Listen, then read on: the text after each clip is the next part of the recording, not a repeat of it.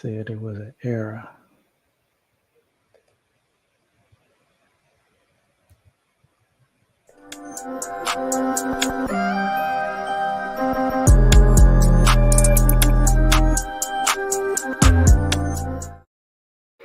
Okay, there we go. Live and on location. The Firezone show. Taking it back.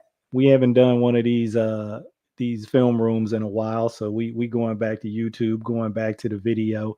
As always, joined by Dennard Melton, the Firezone show himself. Before we get into this breakdown, take a look at some of these past plays that the Bengals hit on the Ravens from this past week. A win. Just keep that in mind. This ain't a negative thing here. We're just trying to take a look at some stuff and see what maybe we can learn, what we can glean. Before we chop all that up, though, Dennard, man, what's been going on?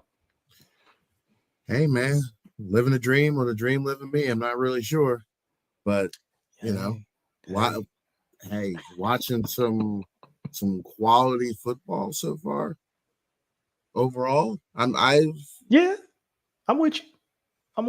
Overall, I'm with you. I know it was a little bit. You like quality football, maybe.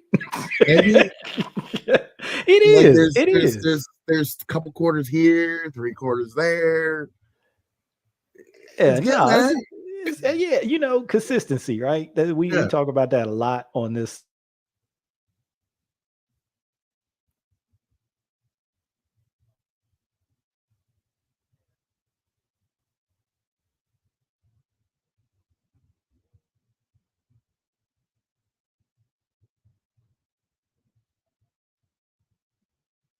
Uh-oh. Did you drop out or was it me?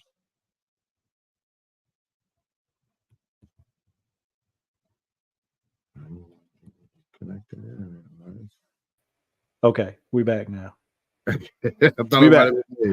Yeah, we back.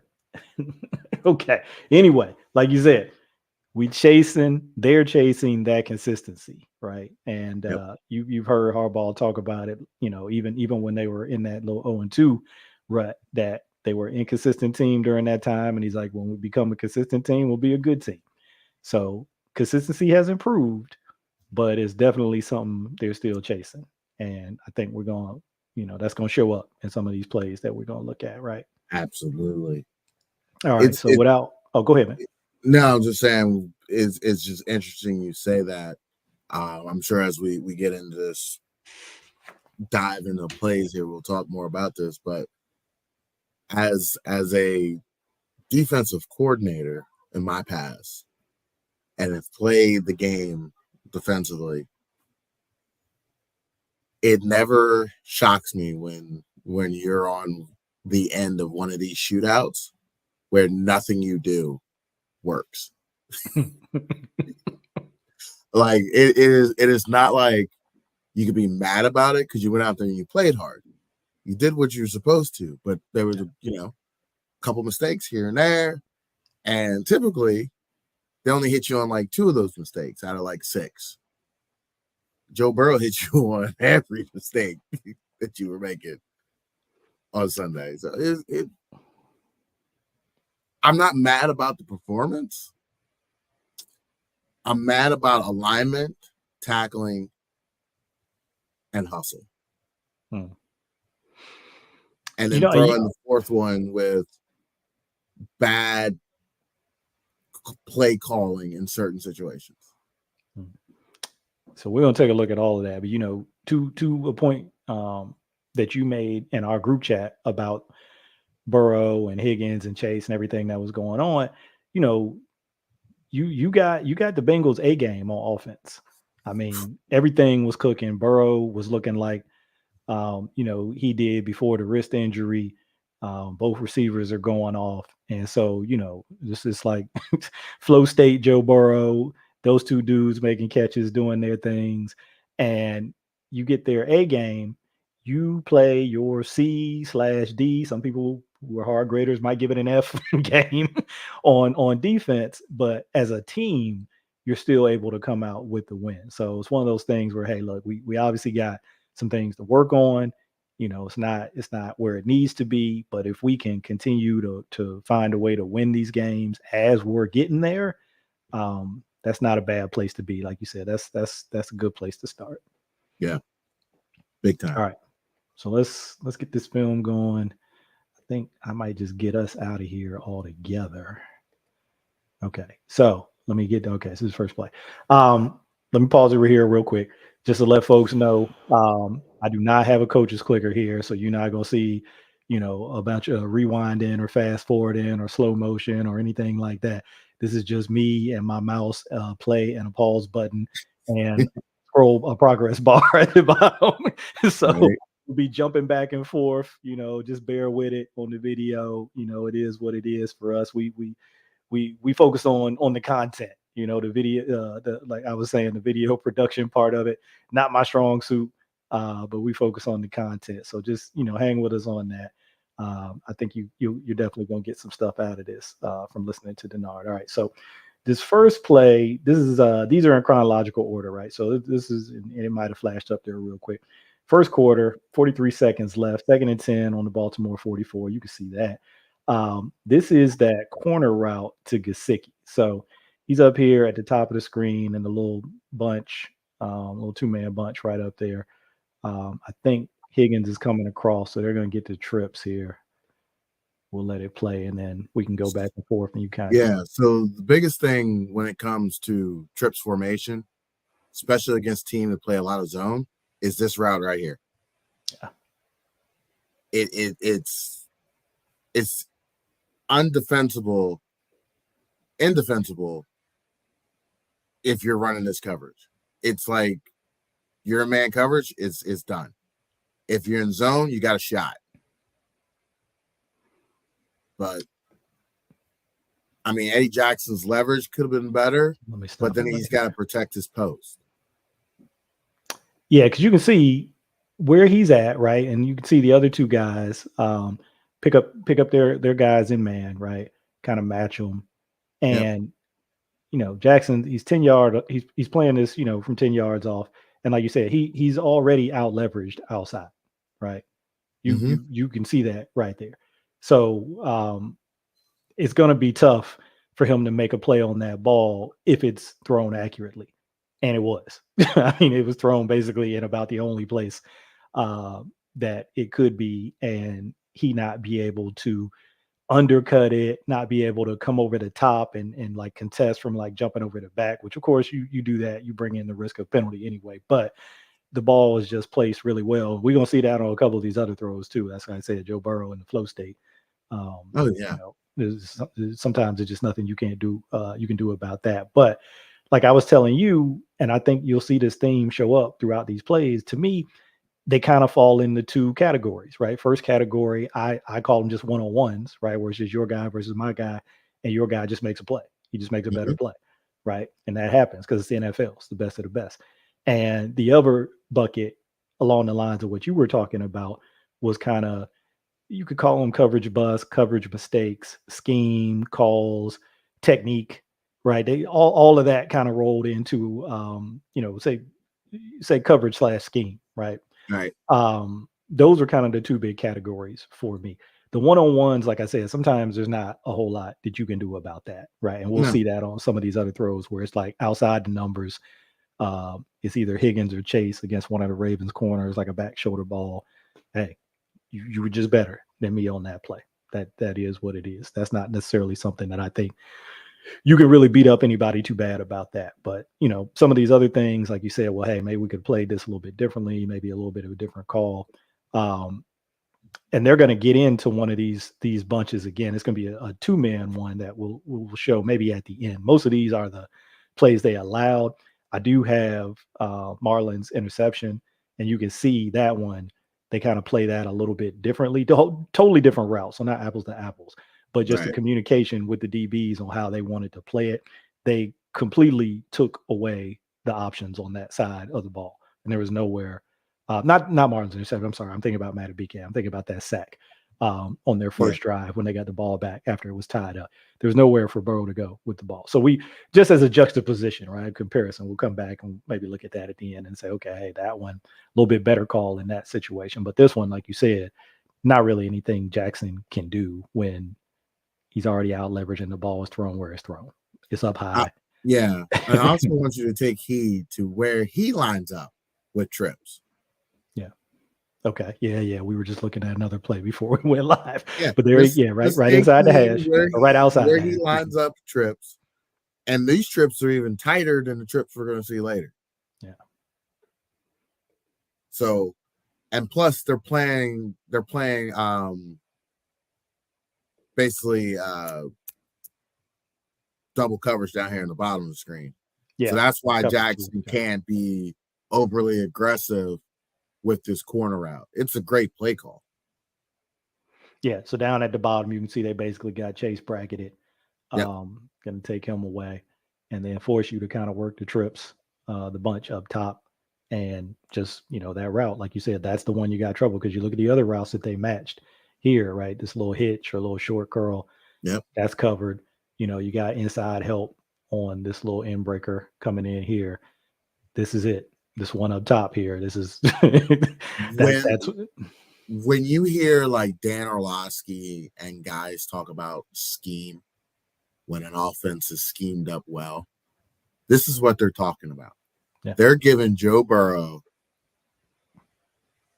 a very makeable throw. This is a 15, 20-yard route down the field. This is pitch and catch. Yeah. He's got 8 to 10 yards to the sideline. He doesn't have to be pitch perfect, but he's got an open window. There's no guys in front of him except for the line. There's no other defenders who are going to jump this route. It's a very clean play design. Yep. So this is when you hear those guys talk about it, like when the Ravens with our boy for 5 years, Greg Roman, when the windows weren't clear and everyone's wondering why Lamar couldn't make throws, because he did not have windows like this to throw in. Yeah. And this is something we can talk about throughout. I'm gonna keep us moving. I'm just gonna play this. It's gonna go through the behind angle and the tight copy. We'll just let those play out. You'll see, get a better look at the rush and stuff. But something that I thought was interesting, obviously these teams know each other, division opponents play each other at least 2 times a year. It just seemed like they have a real good feel for the spacing in the Ravens coverage too. Like they kind of just know, like, hey, we can kind of get to these places on the field in the coverages that they like to play. More so than teams that don't see it as often. So that was just something that kind of So if you also notice, how do the Bengals attack us?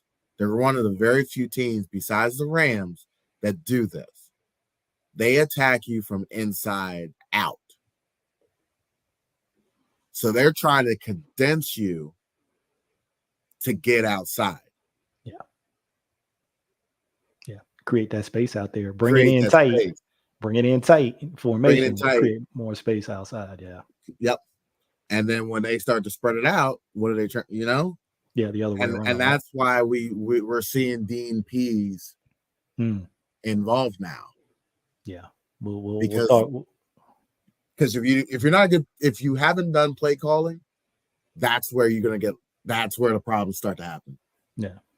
Yeah, well, we can talk about that as we go on too. For those who hadn't heard the news today, Dean Pease coming back, joining the Ravens as like a senior consultant on defense, to kind of help out there. So, we're going to see how that goes moving forward. But just if you hadn't heard that news, that just got announced today. I stopped it here because, like I was telling you before we went live, Madubuike, man, and it started, like I said, this is the first quarter, and this is like throughout the game. I mean, he was just hemming dudes up. In as a rusher and in the run game, just getting in their chest and just driving them back. Didn't always result in a sack. So you're not seeing those crazy sack numbers from him like we saw last year, but the pressure, this game was like him looking like 2023 Madubuike, in my opinion. All right, the second play. Let's see where we're at here on this one. Okay. So 3rd and 8.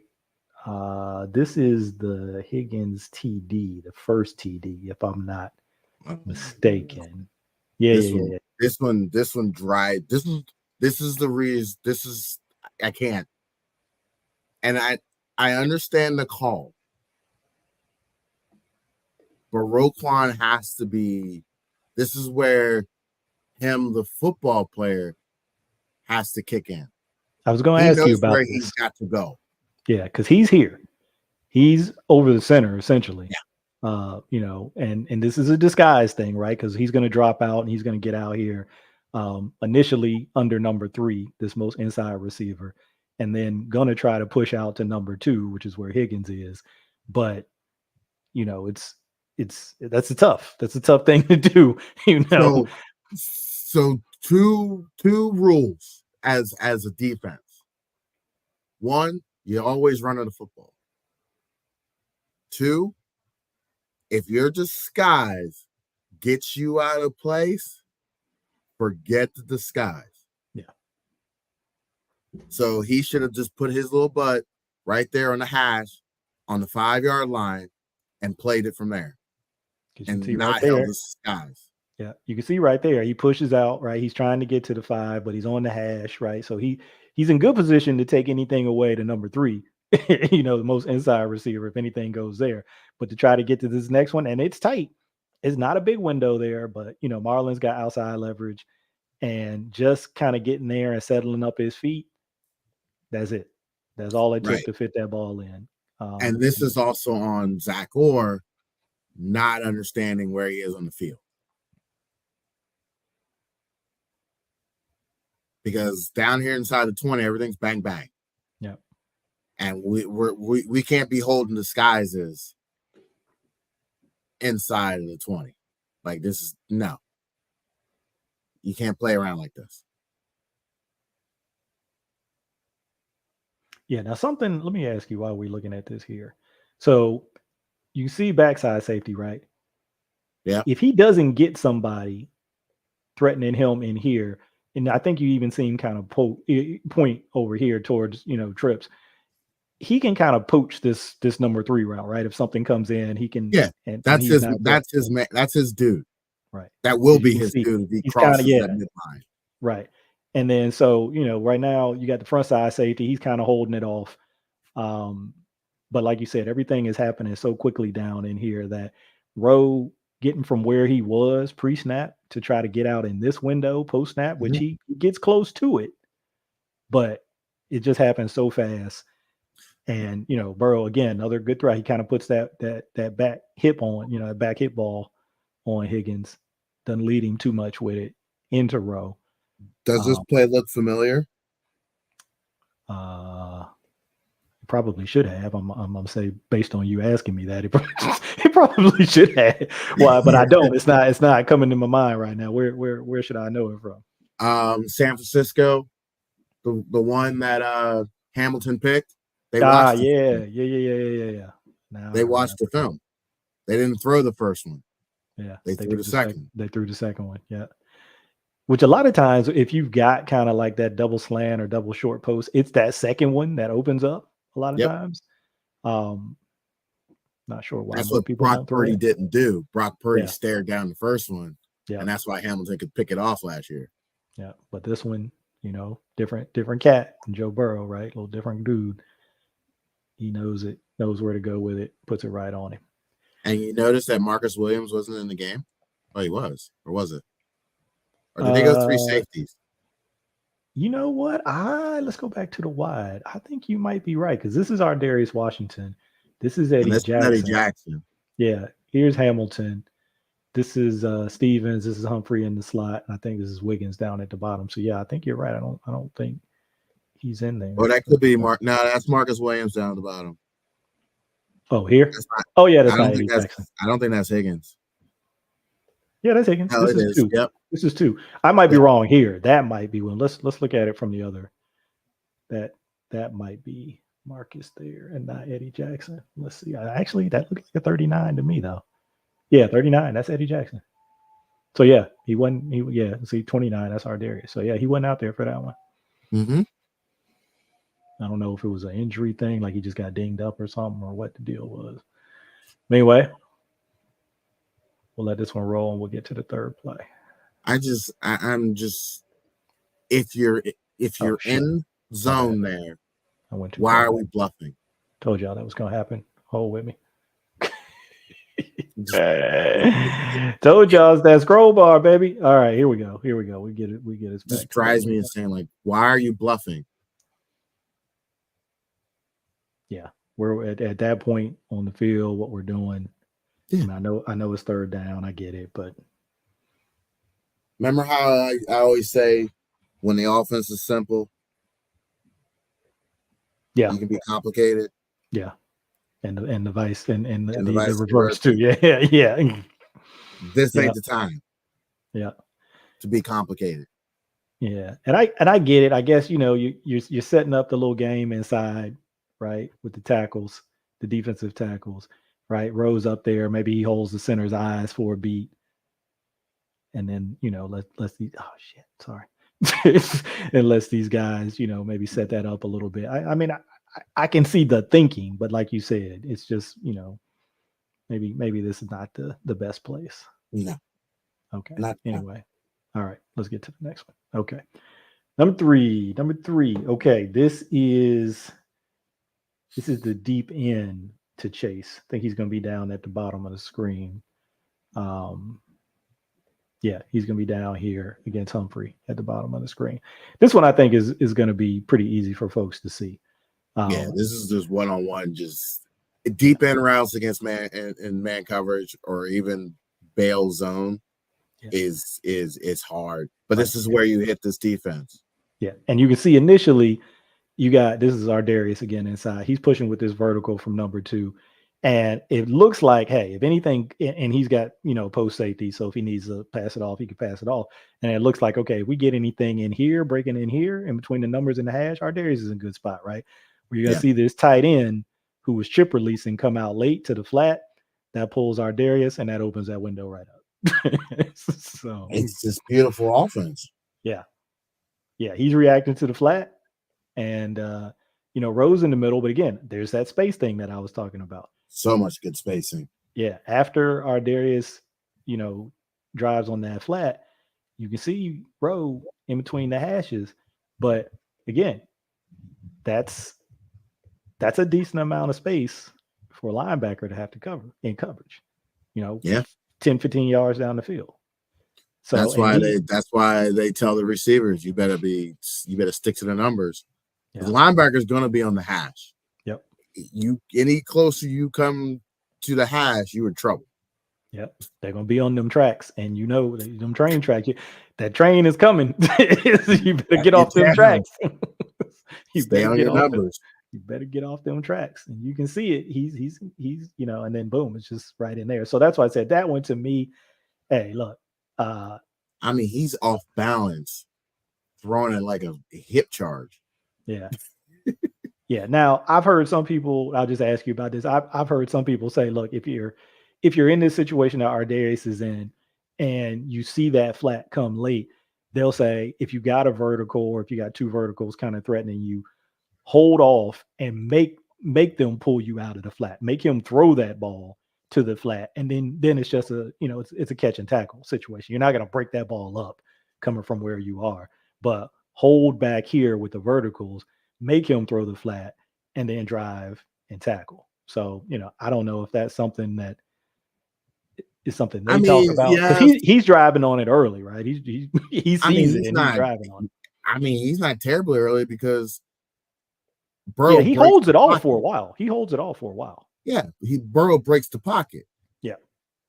So you don't really think he's going to throw a deep end off 1 foot. Good point. No, absolutely not. You're not expecting the trick shot to come out there. No, you're not expecting him to fling this like he here on the back porch with his brothers. Like, no. So yeah, he could have slow played this a little bit, but once he steps up, you're not expecting that. No. Yeah. So again, talking about those buckets, this is one to me where it's like, I don't know. It's just better. They're just better on this play. Yeah, just better. Just better. So we ain't got. They get paid too. They absolutely do. Some of them a lot of money. So we won't dwell on that one too much. We'll move on to the next one. which I think is the 40-yard or 41-yard TD right before the half, right at the end of the second quarter. And I think that there is some stuff to talk through on this one. So we'll let it roll first. We'll go back, take a couple looks at it. Marlon Humphrey needs to understand what zone is. Yeah, there was a lot of talk about that. Like, hey, look, if we're in cover 3, we probably need Why are you checking? It's time. It's football awareness. So we'll kind of set this up. So Marlon's down here at the bottom of the screen. This is Eddie Jackson, the safety to the bottom there. Chase, again, we got another trips look.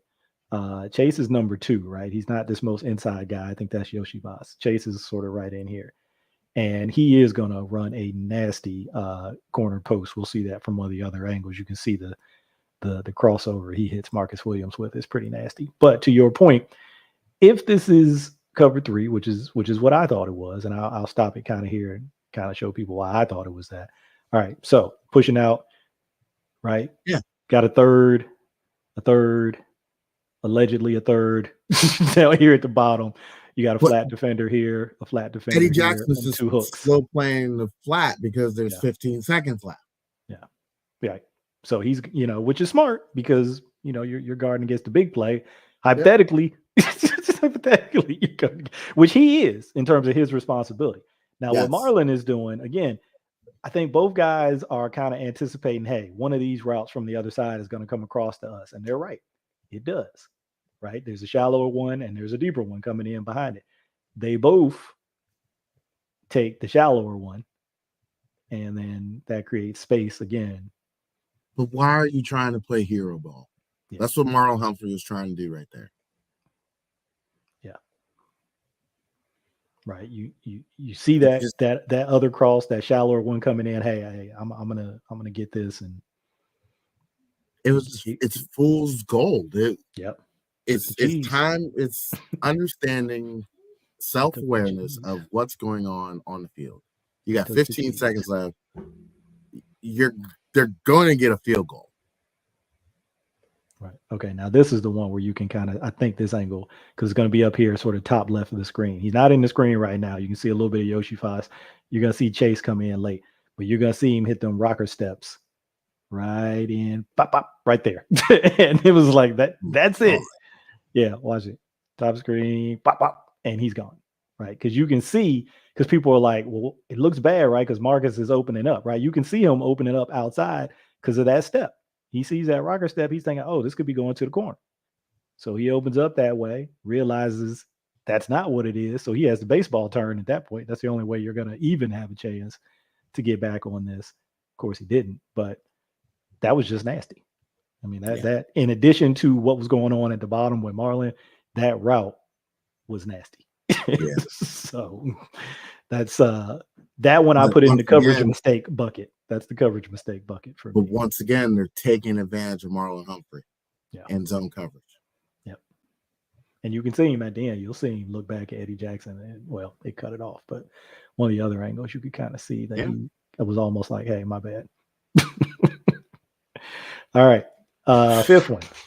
All right. This is definitely one of those one-on-one situations. We're going to be down here at the bottom of the screen. Higgins, Humphrey. I promise we're not picking on Humphrey. This is just the plays, right?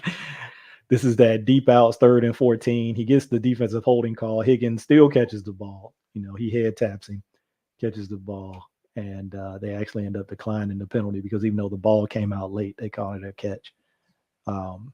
This is a tough one, though. It's one-on-one situation. Again, your cat versus my cat. But that inside release to break back outside, those are always tough. Well, that's why that dude wants $25 million. Exactly. Because he can do stuff like that.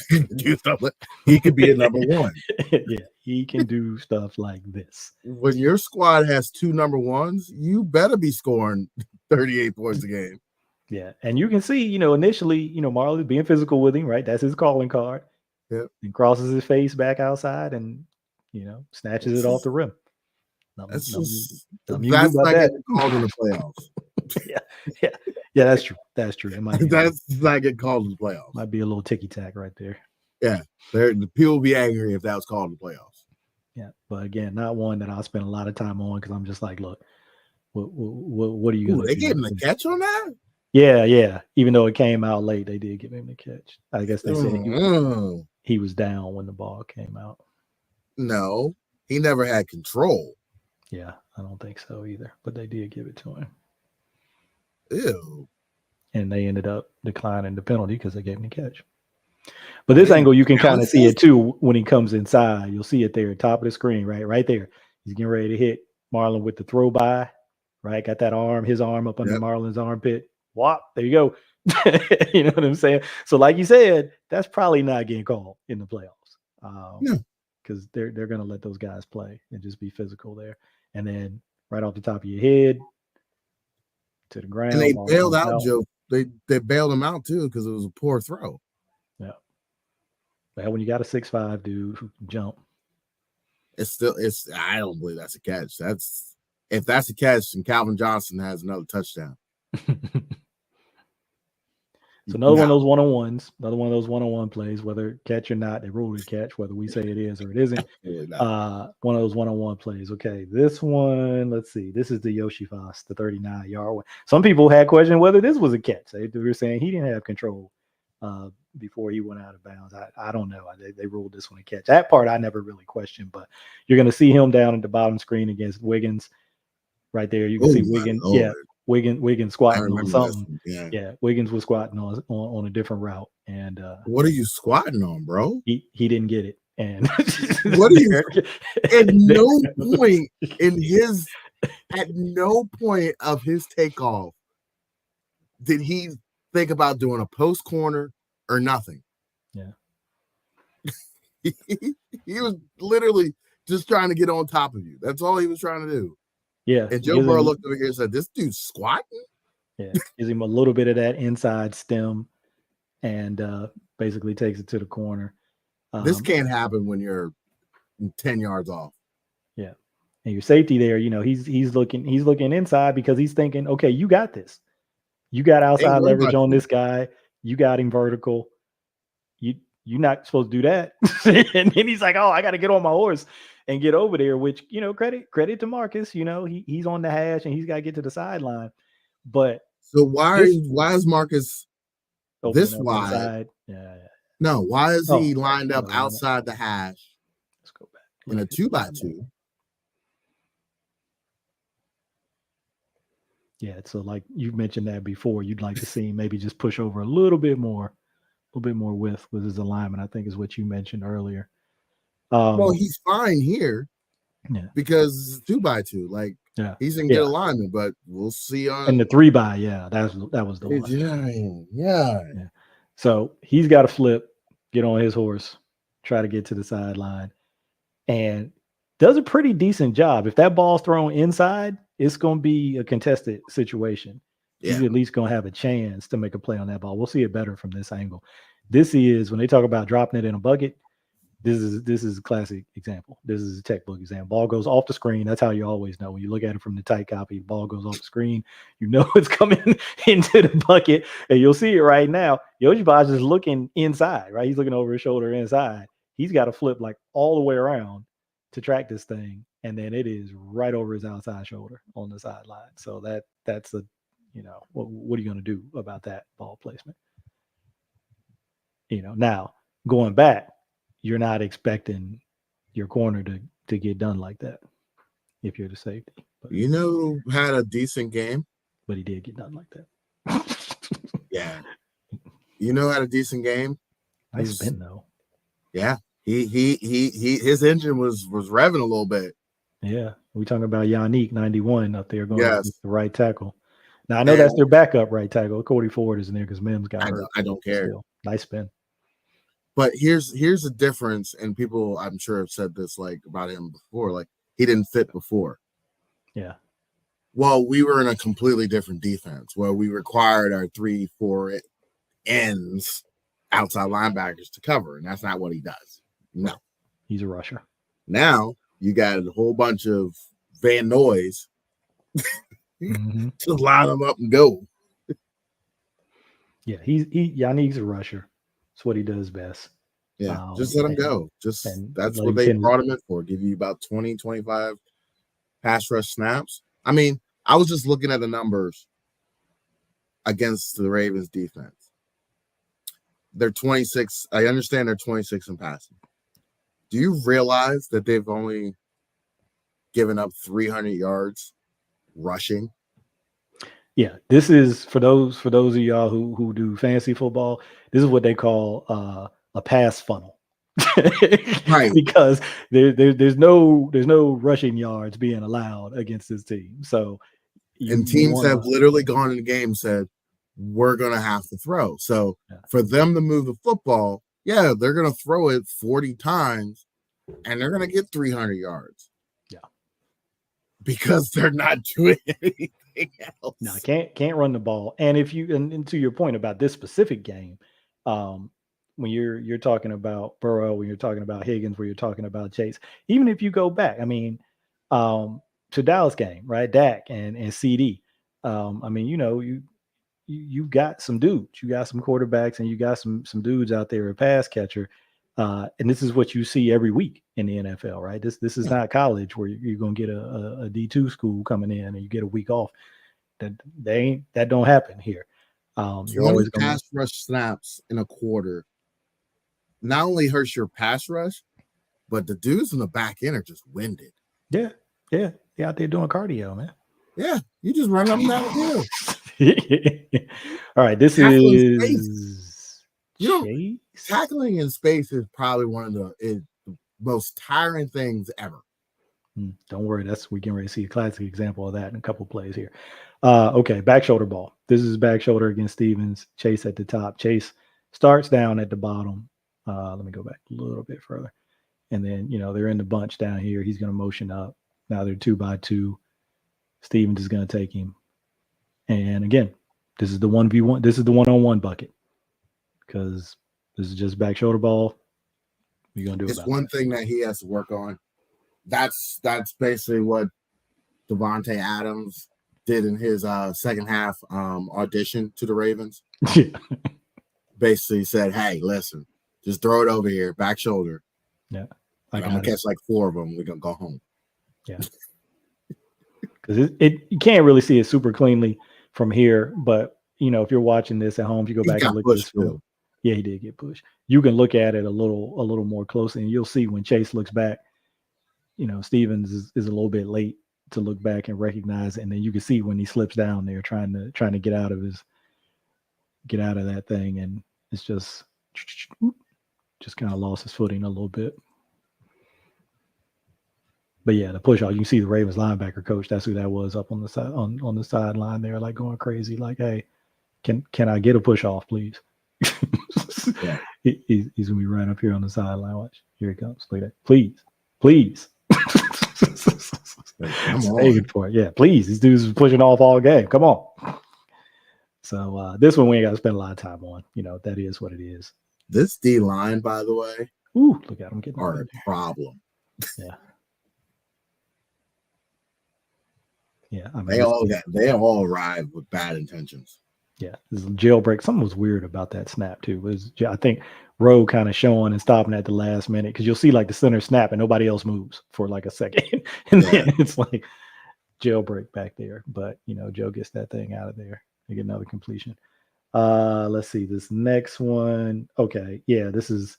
We'll let it play through the other angles. This next one is going to be that other ball to Gesicki where Stevens, sticks him. I mean, hits him in the back. Good hit in the back. But Gesicki holds on to the ball. But I put it on here because, I know one of those near and dear to your heart, good old Firezone. It's the killer. Here it comes. It's how you beat it. Here it comes. 3rd and 7. If you have the gumshoe to throw this ball, yeah, you're going to win. Most guys don't want to make the throw. So this is Gesicki inside up top. Bang, takes a Most big guys hit. are not going to make that throw. Right. Because it's a hospital ball. But yeah, he holds on. I mean, it's where the ball's got to go against this coverage. But you're setting your dude up to take this kind of hit. Yeah. He takes it. Most guys won't throw that ball. Yeah.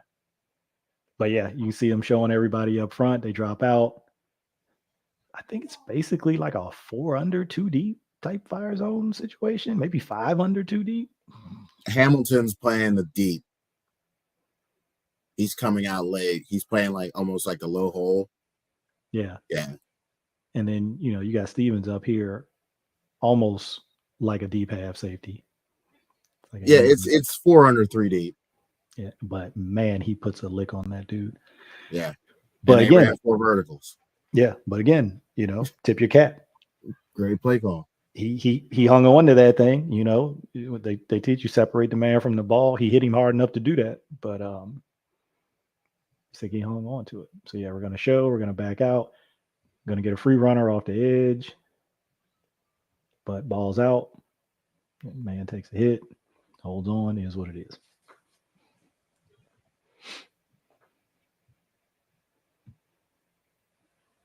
We haven't talked about this yet, you and I this year, but a lot more snaps of Hamilton at dime backer this year than last year. He was kind of like their primary nickel, like right around the Saints game, right? He kind of became the primary nickel guy.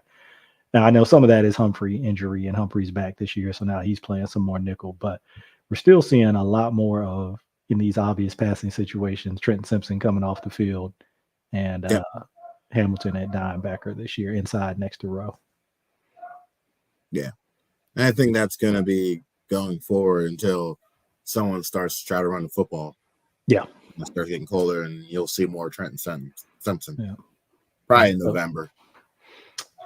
So, to your point about how hard it is to tackle in space, and this one drives me insane. Like, get off the hash.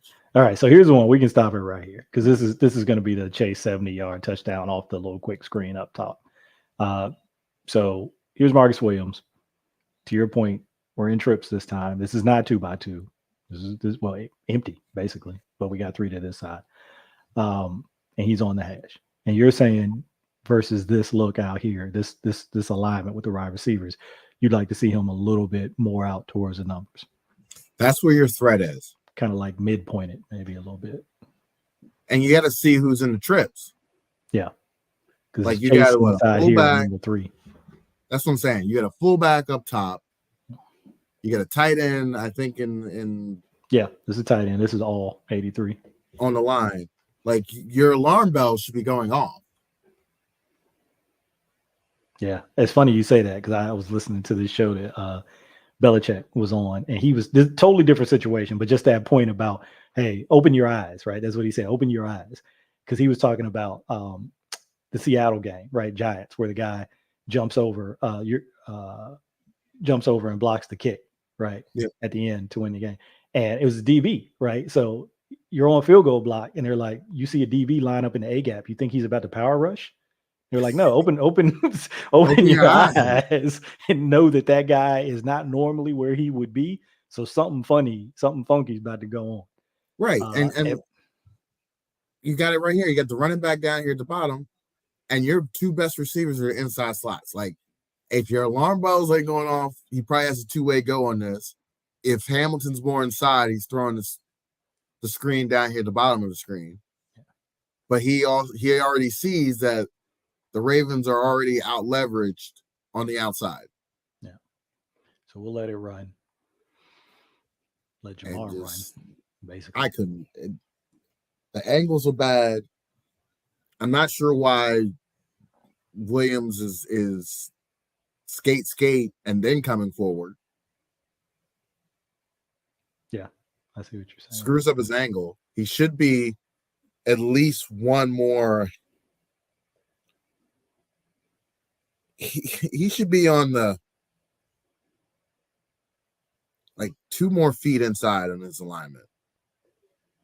And that tackle becomes easy. You can push him to the sideline. Yeah, that's what you were talking about. And it's a 20-yard gain and not a 70-yard touchdown. That if you're a little bit more inside out, you force him to go towards the sideline. And like we talked about, sideline has never missed a tackle. Undefeated in terms of making tackles.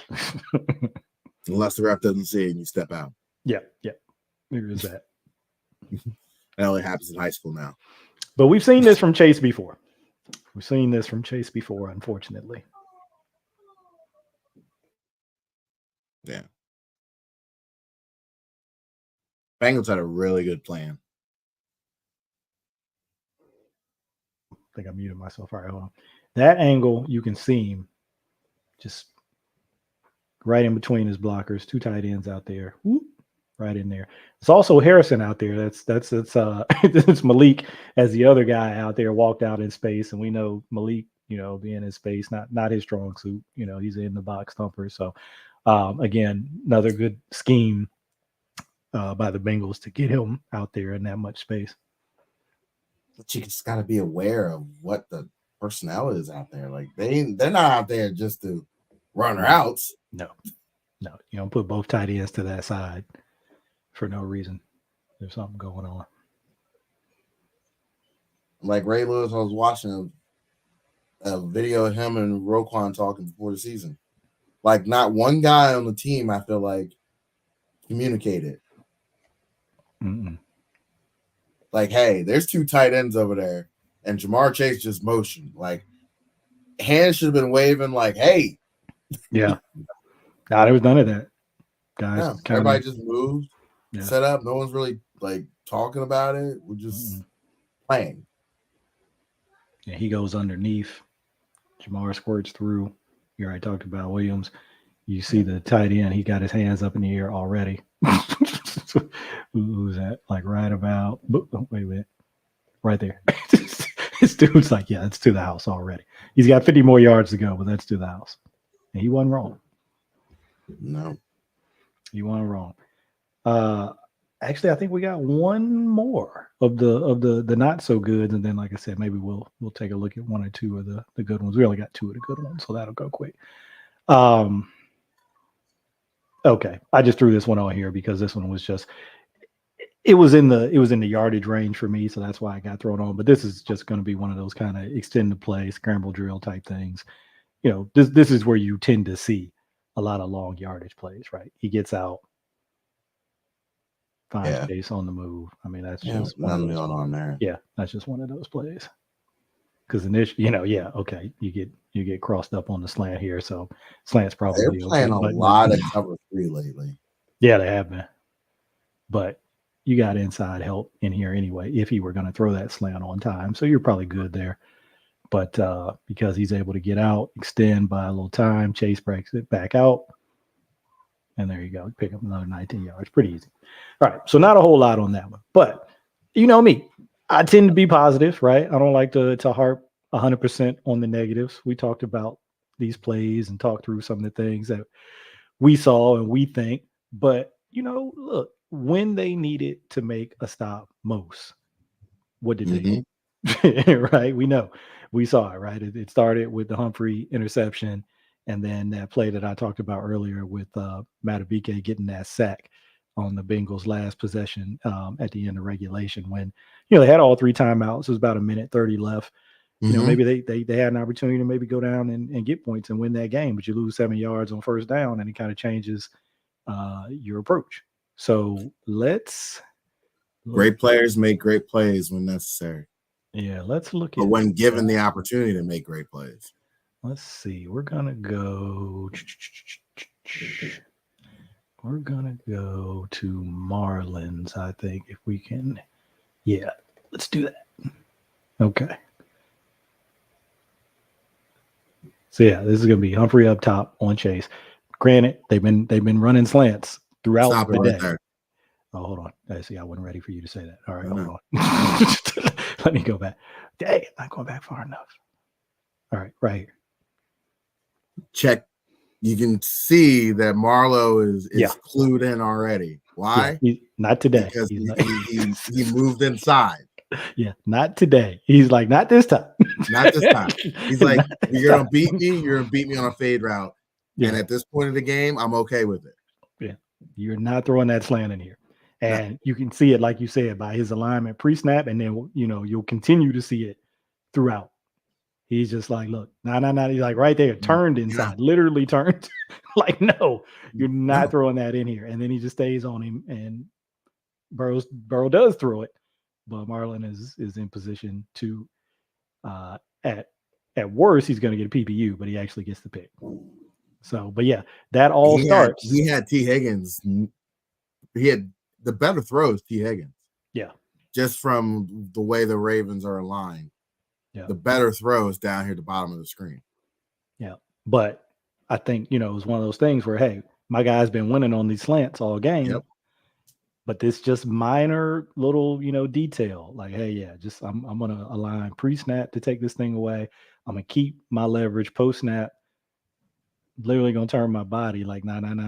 You're not throwing that thing in here. And there you go. So when it mattered most, just a little minute adjustment in the way he had been playing, so I know probably felt like I was picking on Humphrey as we were looking at some of those other plays, but credit where credit is due, in a big spot in the game when you absolutely got to have a stop. Not only do you get to stop, you take the ball away. So credit to him. Even for showing Higgins up got his there. head on his shoulders because he had beat Stevens. Yeah. So there's that one, and then there was one other one that I wanted to look at because I thought this one, and I think I may have even tweeted about this one because it goes to this other point that you were talking about recognizing something on defense and communicating. Right? Hey, we see something here, right? Hey, let's talk about this. Let's talk about how we want to handle this. Let's talk about how we want to play this. And you'll see these guys do it on this play. So top of the screen. I know this one because, like I said, I tweeted about it. So, right, we're 2x2 right now. Yep. Kind of normal spacing. Wiggins is out there. Hamilton's in the slot. Want to say, yeah, this is Eddie Jackson back there at safety. And then you'll watch what happens. You're going to see them come into this stack, and these guys are already communicating. You see Hamilton looking back. You see Wiggins tapping his head. And that's why I was saying on Twitter, I know when they're getting into a stack, they're communicating some type of exchange or some type of combo. I don't know if it's top hat. I don't know if it's banjo. I don't know what their signal means, but you can see they're communicating something to each other. Yeah, it's banjo 3/2. And see, yeah, because they're like, all right, this is what we're going to do. And then Yep. you'll see it post snap. Yep. How it plays out. It's dead. And you can see Burrow. There's nowhere to go here, right? This little hitch, Hamilton's on that. If you wanted to try to throw this in breaker, Jackson is in position to drive on that. They take that away. Now, it's all going to be moot because we'll see it from the end zone that Madubuike comes in there like a bull in a china shop, and they don't run this fun enough since Terrell Suggs left. Yeah, and they've been saving this one. They'll bust it out like maybe once or twice a game, where they'll put either Ojabo and sometimes Owe inside. Right, they'll do this. They'll sort of do this invert thing. They'll put their DTs out at DN, and they'll still run the game, but they'll just have guys lined up in different spots to run it. So the guy who's normally the looper becomes the picker, and the picker becomes the looper, and he comes in, and there's just nothing that the guard. I think that was a guard. Could do. You're gonna see a lot of line movements against the Redskins. Yeah. Well, excuse me, the Commanders. The commies. Yeah, you'll see him.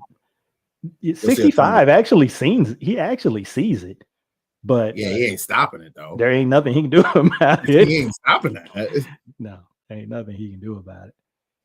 Madubuike just rips right under him and gets the Burrow. But I think it all obviously this is great game up front. But it all started with the DBs on the back end, to your point. Recognizing the situation, hey, these guys just motioned into a stack. Okay, they're probably going to try to do some kind of pick or rub or something. So let's communicate how we're going to play this. Madubuike would be a nasty 4-3 end.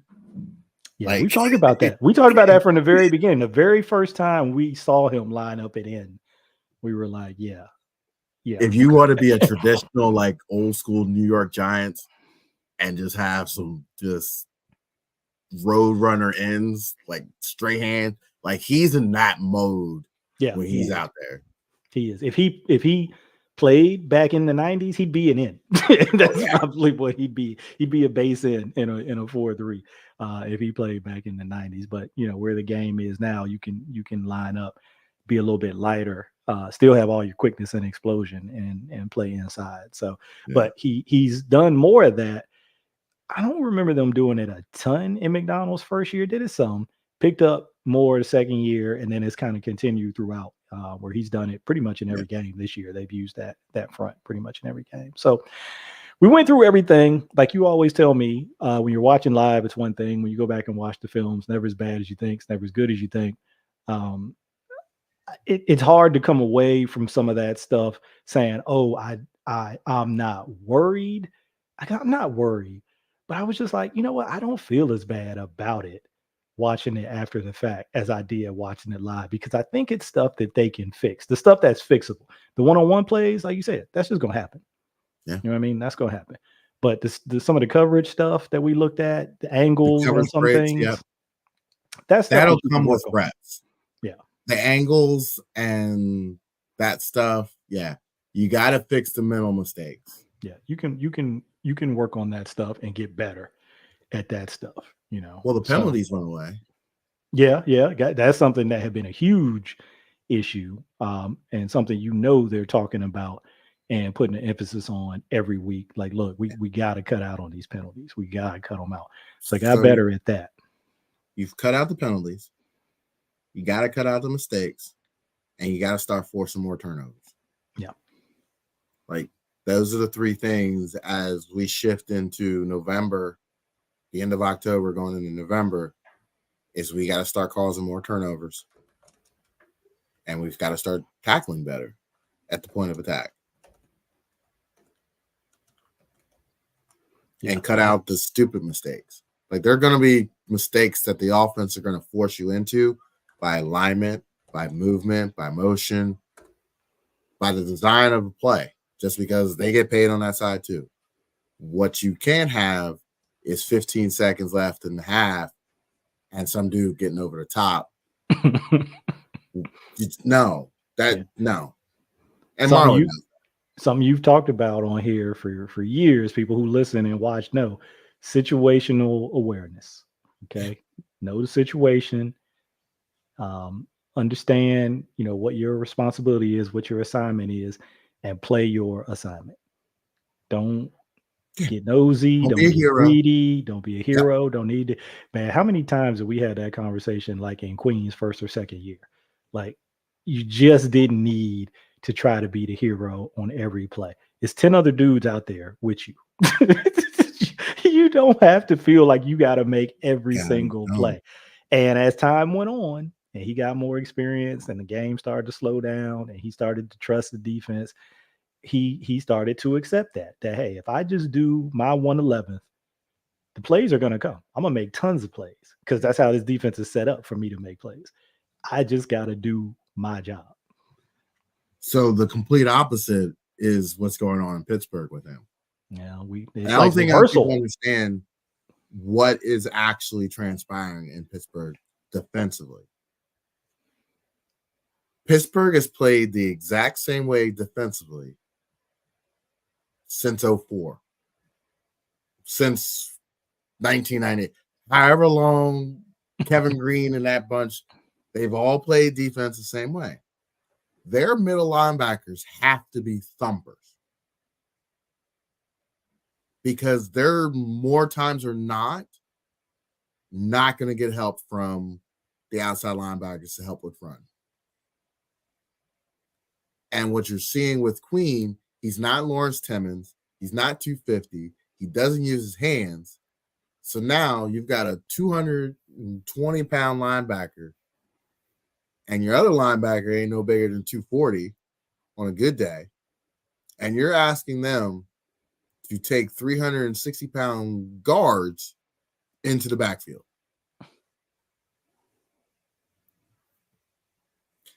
The design of the defense in Pittsburgh does not suit the skill set of Patrick Queen. Yeah, I mean, what we saw here, and it evolved over time because it kind of started out similarly for him, right? When he was first here, right? He was going to be the Mike, and then they learned he's not physical enough. He doesn't use his hands. He's a better Will. He's not as aware of what's going on around him. He's not played the position long enough to understand those things. And now you're asking him to move back into a role that took us 2.5 years to get him out of. because we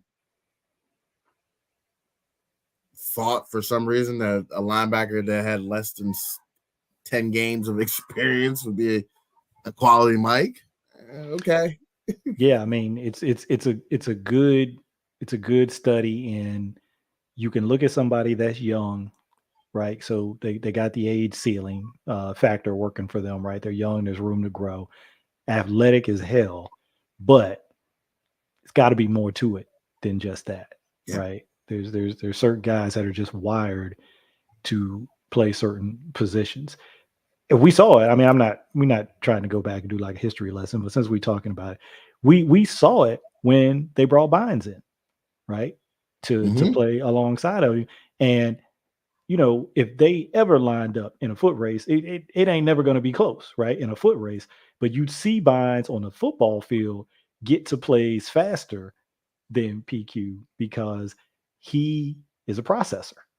You know what I mean? Yeah. He's been in that role. Now, obviously, there was the experience thing too. Bynes had played a whole lot longer, so there's that too. I'm not ignoring that.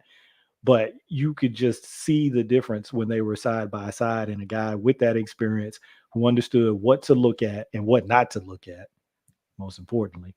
And then put all that together with, hey, when I see this, then that means this, and I know where to go. I know where the ball's going. Whereas Queen was still at that point, he, had made strides, but he was still in that see it, hit it, run and chase, right? And that's what he's always been good at, in my opinion. He'll chase down anything. Well, that's what the linebacker position has turned into college, though. Yeah, it's just run and chase, run and chase, run and hit. Yeah, blitz. And now we talked about it in the chat. You got the reincarnation of the two back offense. Yep. Teams are lining up in offset eye. They're lining up in eye, and I'm going to run ISO at you. Yep. And you're going to see it 5 or 6 times a game, and guess what? You're going to hurt. Yeah, like we said, not only is it the physical component of it, that's the number one part, but how much time are you spending in practice in 907 and inside run on 2-back run game? You ain't seen 2-back run game in a decade for some of these teams. How many teams run in the league? 3? Now, if you've been in the AFC North, even like you mentioned earlier, going back to Roman, you've seen it. It's been here with the Ravens, but for most of the league, that's not been a thing, right? It's been so much 1-back stuff for 20 years, maybe. Stretch zones.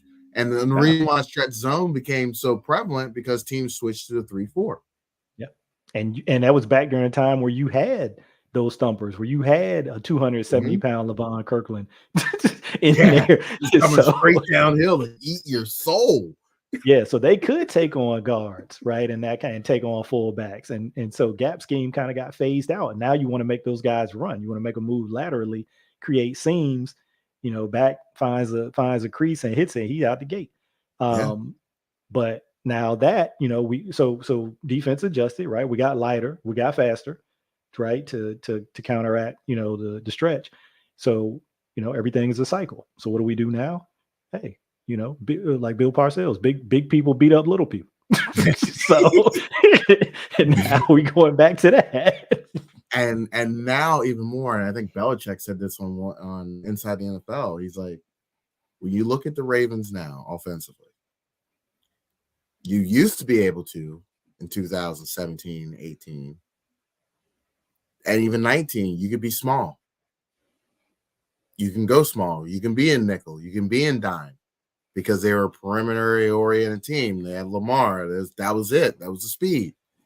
And now you can't go light because now they got an anvil back there. You got 550 pounds in the backfield. Yeah. And you can't go with heavy. With cars back there. Yeah. And you can't go heavy because now they can go 2 tight ends and pop up in the shotgun. And now Lamar can run around. Still do his thing. Against 7 in the box that look like they 300 pounds all the way across. No, you can't do that either. So now you're in a bind. And there are very few teams that can put you in a bind. Kansas City can put you in a bind. That's why they've been so good for so many years. And the Ravens have been trying to find their way to put teams in a bind. And now they have it. Yeah. And we saw the closer, even though the Bengals did, a decent job against Henry for most of the game. It don't matter. when it was time to close the game out, they went right back to There's him, big plays. and he did what he does. So Yeah.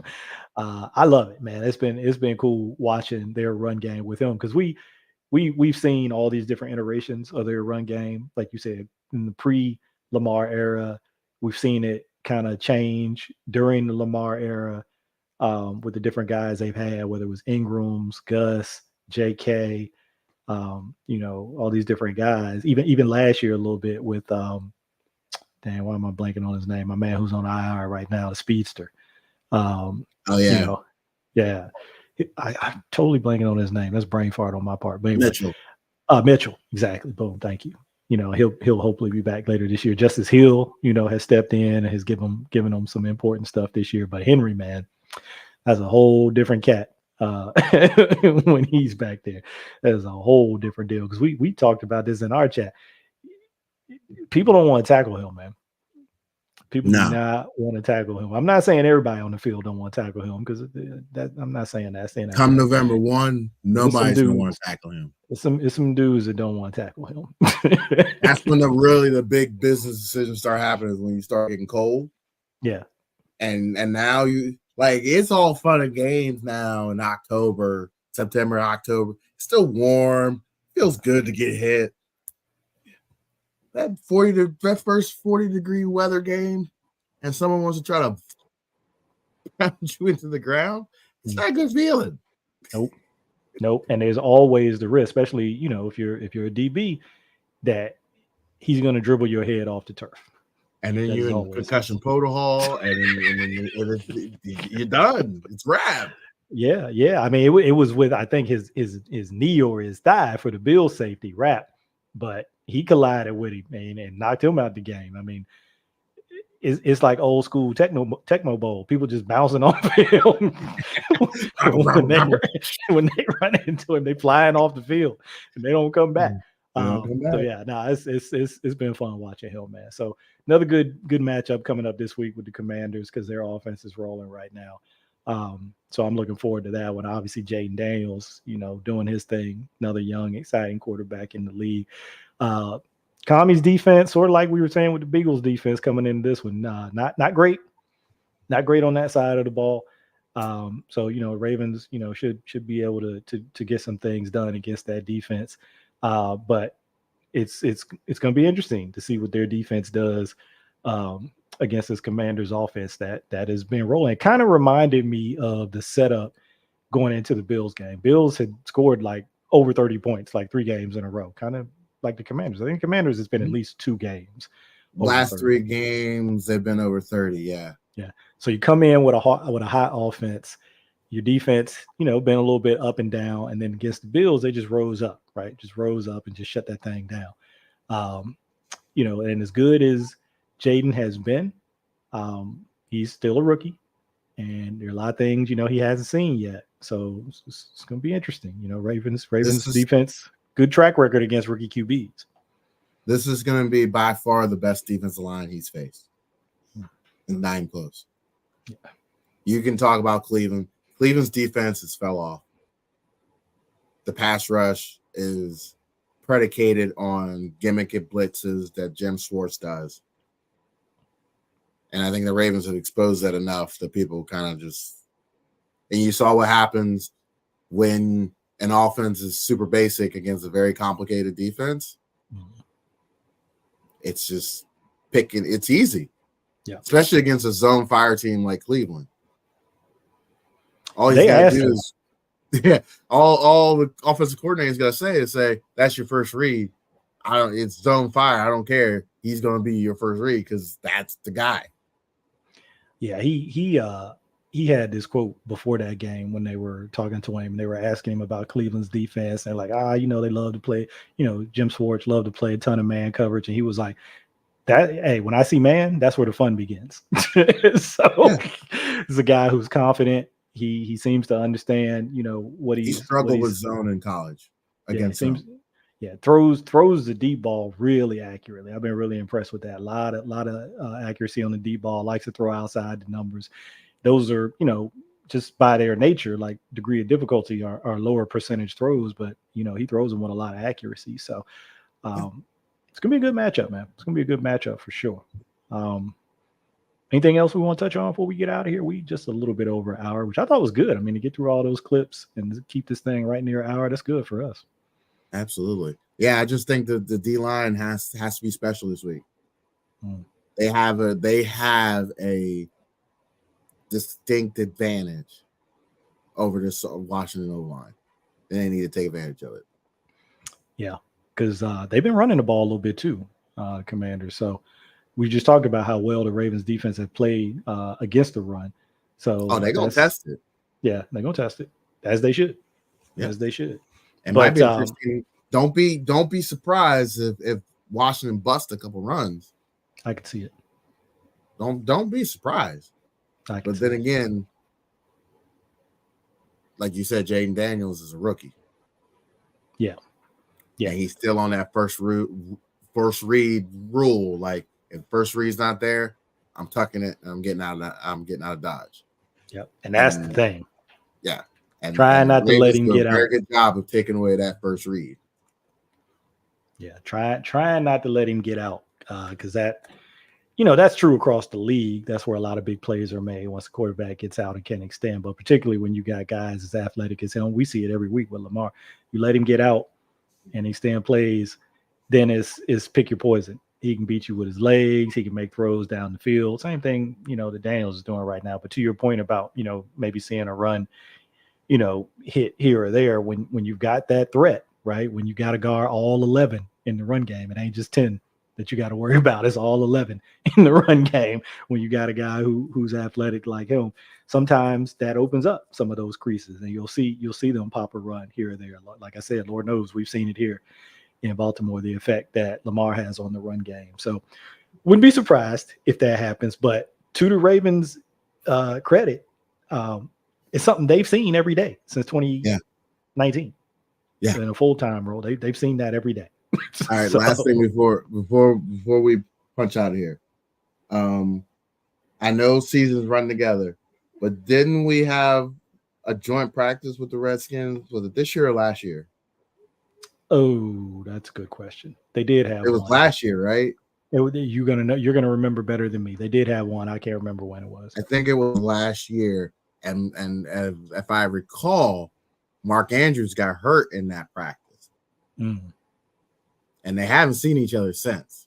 There was a little bit of chirping, a little bit of this, that, and that going back and forth. Was that the one where they had to fight? Daniels got there. Was that the one where they had to fight? Yeah. Okay. Yeah. So okay. I'm sure there's a little bit of hidden animosity on particularly the Ravens, because you try to come in here and be big bad bullies. Yeah, they did. I think if that's the team that they had it against, I remember, because it was like a couple different ones breaking out, and I think Andrews did. He like body slammed somebody. Yeah. I think Brandon Stevens got somebody. So yeah, I'm sure the guys that remember that stuff. Yeah. If that was the team that it was against, yeah, they was squabbling in that one a little bit. Teacher man, it's squabble. So that could be a little extra added fuel to this. That's a great point, because I had totally forgot about that. So that could be. We might have to dig up some of those clips and put those out there, get people riled up. All right, hey, everybody who tapped in, we appreciate y'all. Thank y'all for being in here. Everybody in the chat, appreciate you. If you didn't see it live, of course, you'll be able to go back and watch the replay. Tweeted out the link. We'll tweet it out again once we're off here, and it'll be out there on the Deep Cover YouTube channel, so y'all can go check it out whenever y'all want to. As always, appreciate everybody for listening, watching, tweeting, all the interaction. We appreciate everybody for that. Y'all be good, and let's see the Ravens get another win. Till then, we out of here. Okay.